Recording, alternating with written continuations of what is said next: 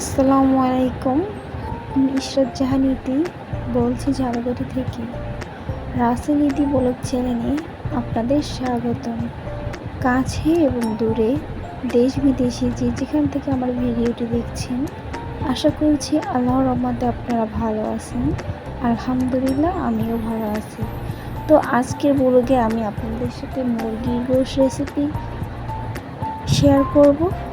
তো এখানে পেঁয়াজ কুচি নিয়েছি, তারপর পেঁয়াজ বাটা, রসুন বাটা, আদা বাটা, জিরা বাটা। তো যা যা মুরগি গোশে লাগবে সেগুলো আমি রেডি করে রেখেছি আগে থেকে। তো এখানে আমি কড়াইতে তেল দিয়ে দিচ্ছি পরিমাণ মতো।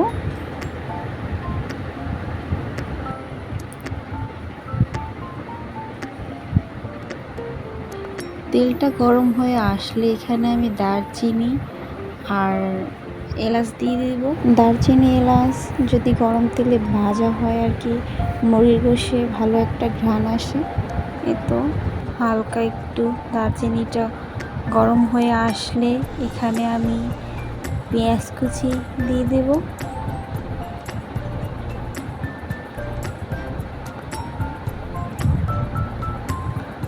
তো পেঁয়াজ হালকা বাদামি কালার হয়ে আসলে এখানে আমি পেঁয়াজ বাটা দিয়ে দেব, রসুন বাটা দিব,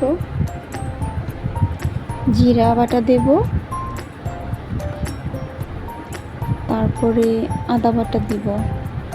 তো কিছুক্ষণ এই পেঁয়াজ হালকা ভেজে নিব, কারণ অনেকক্ষণ মশলাটা যদি না ভাজা হয় তাহলে আর কি একটু পেঁয়াজ থেকে, তারপরে রসুন থেকে, আদা থেকে গন্ধ আসবে। তো এই তো এখানে আমি কিছুটা পানি অ্যাড করে দিয়েছি।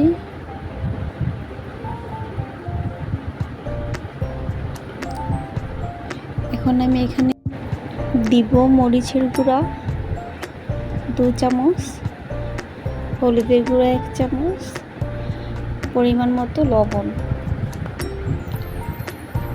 তো কিছুক্ষণ মশলা কষিয়ে নেব। এখন এখানে তেজপাতাটা অ্যাড করে নিয়েছি। তো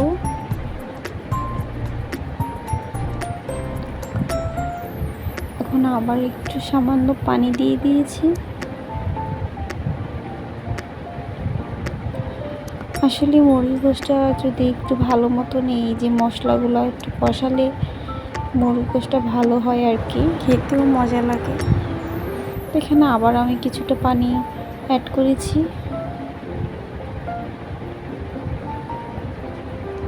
তো মশলাটা ভালোভাবে কষিয়ে নিয়েছি। তো এখন আমি এই যে কেটে রাখা মুরগিগুলো এখানে দিয়ে দেব।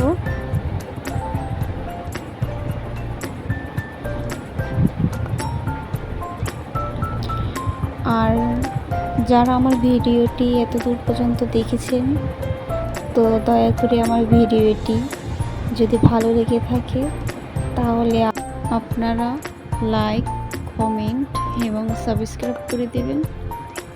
আসলে আপনাদের একটা লাইকে আমাদের আর একটি ভিডিও করার উৎসাহ বেড়ে যায়।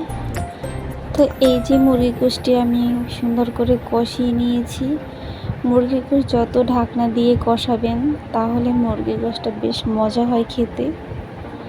এই তো আমার সম্পূর্ণ ভালোভাবে মুরগির গোশতটা কষানো হয়ে গিয়েছে। এখন আমি এখানে যতটুকু পরিমাণ পানি লাগবে সেটা আমি এখানে অ্যাড করে দিব।